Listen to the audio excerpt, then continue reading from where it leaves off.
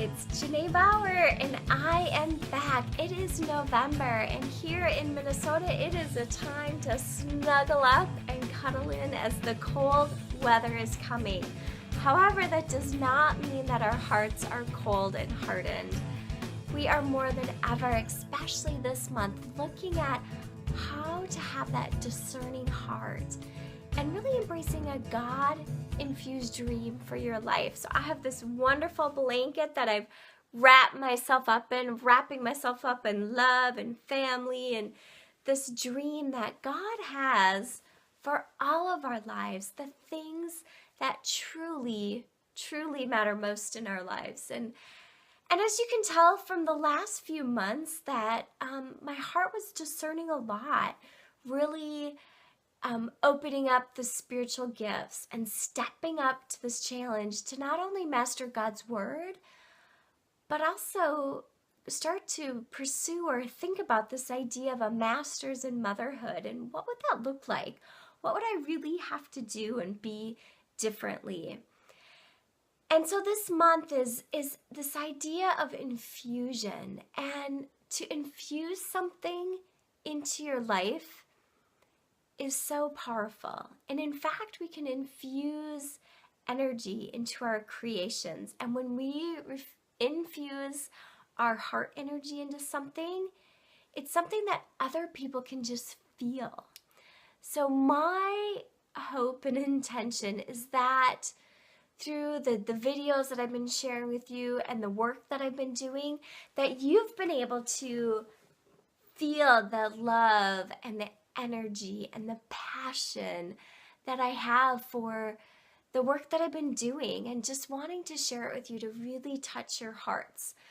Because that's what I was discerning is that God has a dream for our life, and not just any dream, but a big dream.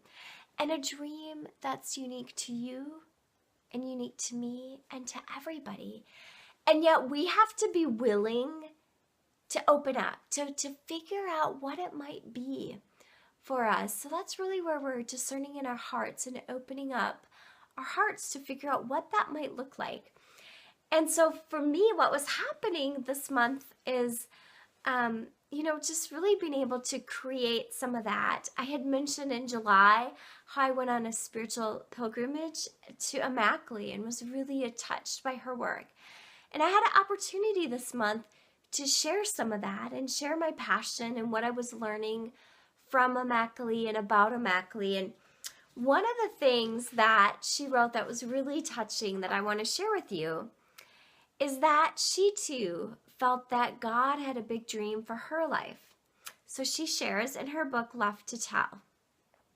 I was certain that God had a greater purpose for me, and I prayed every day for him to reveal it once, maybe with a flash of lightning or a clap of thunder for good measure. But I came to learn that God never shows us something we aren't ready to understand. Instead, he lets us see what we need to see when we are ready to see it.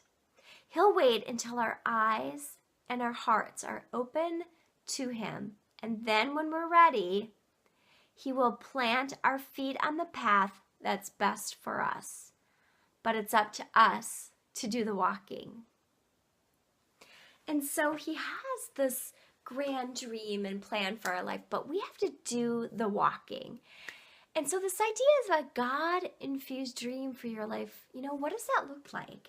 And I was also in the process of creating a workshop about this that I was able to share a little bit later too. And I just want to share with you a couple of objectives of the workshop because I think it just fits so well with what I was experiencing this month, and hoping that you too will think about this bigger plan, this bigger dream God has for all aspects of your life.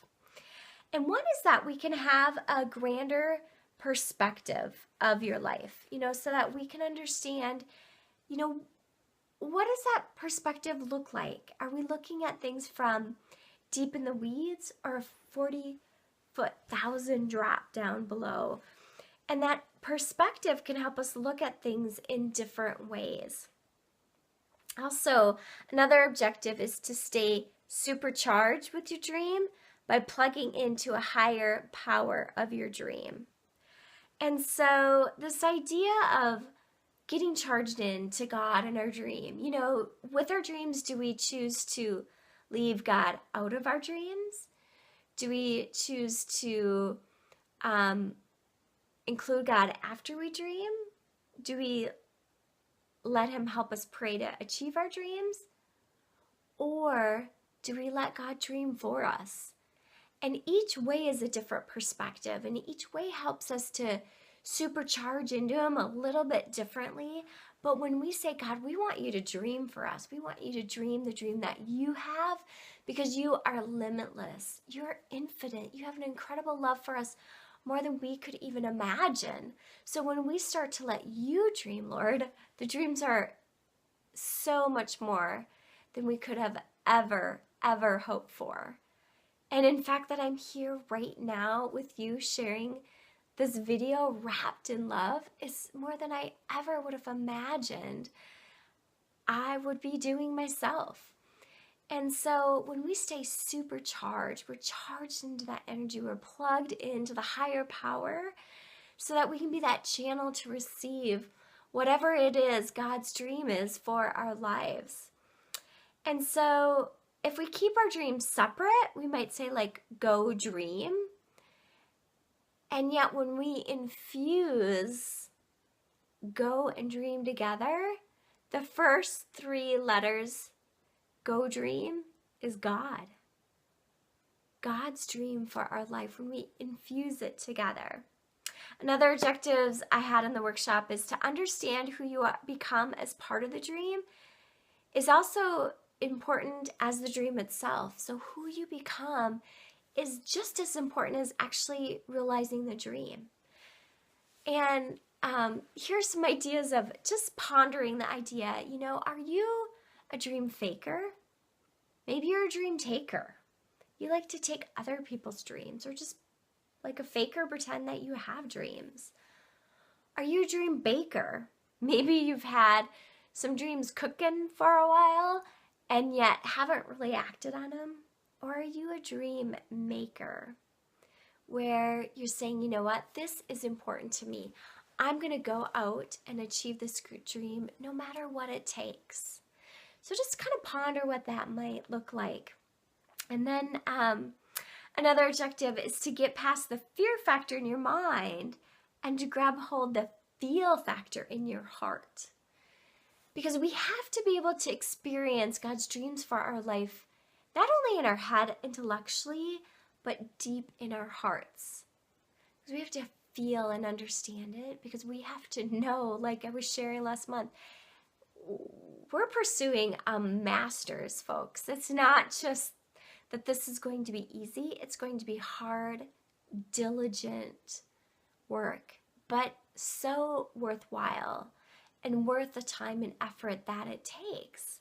And so we have to get past this fear. And I share with you a fun reflection how my girlfriend Julie and I actually walked through the gate of fear, and we just talked about there's so many things where we need to open up to and get past this fearful living and to live more fearlessly. So sometimes we actually have to just physically mark an occasion to do that. And I encourage you to think about, what is that you could do for you right now to move past that fear? And then, you know, how do we really just tap into those skills, tap into those heart skills? And sometimes we need to go away.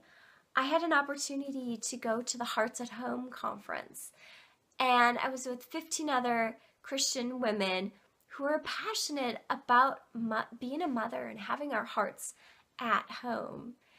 And what was amazing to me is not only when we do this, we have to first of all experience it in our heart and live it out in our own home. And then from there, we can inspire the hearts and homes of others. And there were so many incredible, wonderful speakers there who taught me many different things about how I can do that. And, you know, because sometimes our circumstances might not look like we're achieving our dreams, or we're even close to it, or we just might look like our circumstances are full of fear and doubt. And yet, when we know all is well in our soul, when we truly believe that God has a great plan for our lives, then our circumstances may look like one thing, but we know that we are truly wrapped in His love for another thing. And He doesn't only just wrap us in our love, we are wrapped with so much protection around us.